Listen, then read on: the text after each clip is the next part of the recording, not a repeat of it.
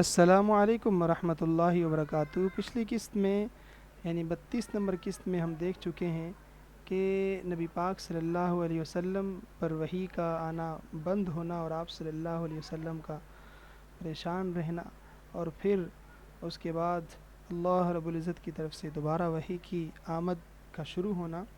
اور آج انشاءاللہ العزیز ہم مزید آگے دیکھیں گے کہ وحی کی مختلف صورتیں۔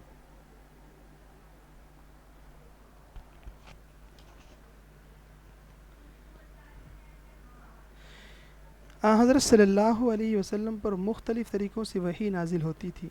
صحیح بخاری کی ایک حدیث میں مروی ہے کہ حضرت عائشہ رضی اللہ عنہ فرماتی ہیں کہ ایک مرتبہ حضرت حارث بن ہشام رضی اللہ عنہ نے حضرت صلی اللہ علیہ وآلہ وسلم سے پوچھا کہ آپ پر وحی کس طرح آتی ہے؟ تو حضرت صلی اللہ علیہ وسلم نے فرمایا، کبھی تو مجھے گھنٹی کی سی آواز سنائی دیتی ہے اور وحی کی یہ صورت میرے لیے سب سے زیادہ سخت ہوتی ہے۔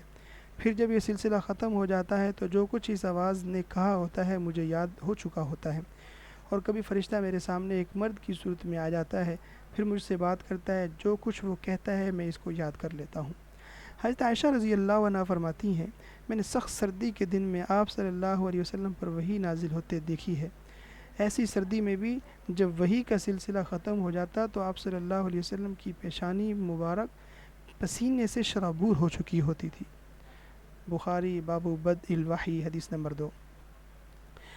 اور ایک اور روایت میں حضرت عائشہ رضی اللہ عنہ بیان فرماتی ہیں کہ جب آپ صلی اللہ علیہ وسلم پر وحی نازل ہوتی تو آپ کا سانس رکنے لگتا، چہرہ انور متغیر ہو کر کھجور کی شاخ کی طرح زرد پڑ جاتا، سامنے کے دانت سردی سے کپ کپانے لگتے، اور آپ صلی اللہ علیہ وسلم کو اتنا پسینہ آتا کہ اس کے قطرے موتیوں کی طرح ڈھکلنے لگتے۔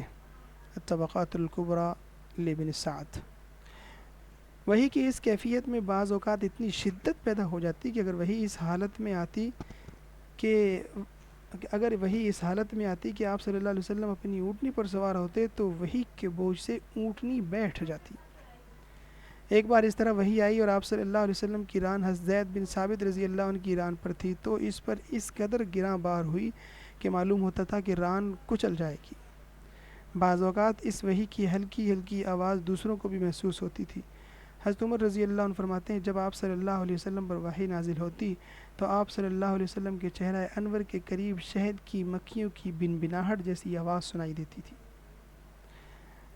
وحی کی دوسری صورت یہ تھی کہ فرشتہ کسی انسانی شکل میں آپ صلی اللہ علیہ وسلم کے پاس آ کر اللہ تعالیٰ کا پیغام پہنچا دیتا۔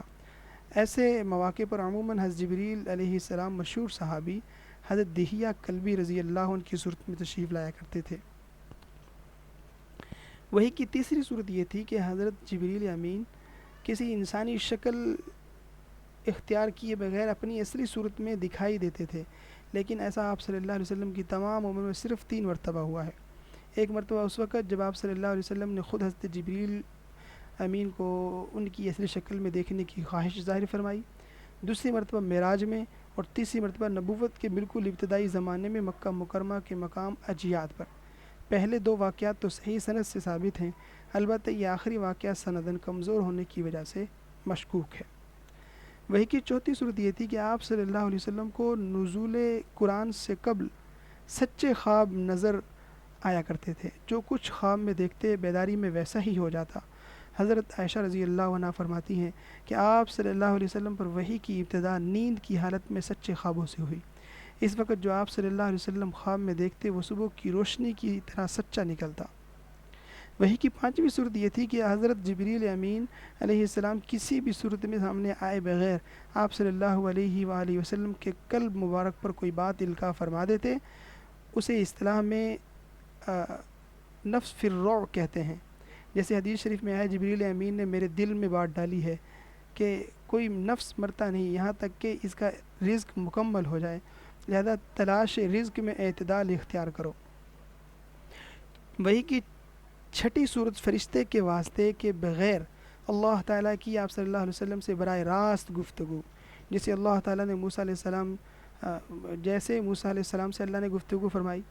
وحی کی یہ صورت موسیٰ علیہ السلام کے لیے نص قرآنی سے قطعی طور پر ثابت ہے، لیکن نبی پاک صلی اللہ علیہ وسلم کے لیے اس کا ثبوت قرآن کے بجائے معراج کی حدیث میں ہے۔ جب آپ صلی اللہ علیہ وسلم پر معراج کی رات نماز کی فرضیت وغیرہ کے سلسلے میں اللہ نے اس وقت وحی نازل فرمائی جب آپ صلی اللہ علیہ وسلم کے یعنی کہ وہ آسمانوں کے اوپر تھے۔ بعض لوگوں نے ایک ساتویں شکل کا بھی اضافہ کیا ہے، یعنی وحی کی ساتویں شکل بھی بتلائی گئی ہے، یعنی اللہ تعالیٰ رو در رو بغیر حجاب کے گفتگو کرے، لیکن یہ ایسی صورت ہے جس کے بارے میں سلف سے لے کر خلف تک اختلاف چلایا ہے۔ یہ تھی جی وحی کی 6 متفقہ صورتیں اور ایک 7ویں مختلف فی صورت۔